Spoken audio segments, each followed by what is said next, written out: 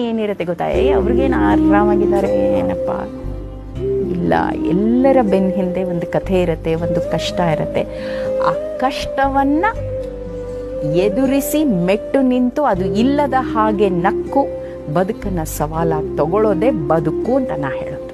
ಇಷ್ಟು ವರ್ಷದ ಇದರಲ್ಲಿ ಕಂಡುಕೊಂಡ 3-4 ಸತ್ಯಗಳು. ಜೀವನ ಒಂದು ನಿತ್ಯೋತ್ಸವ.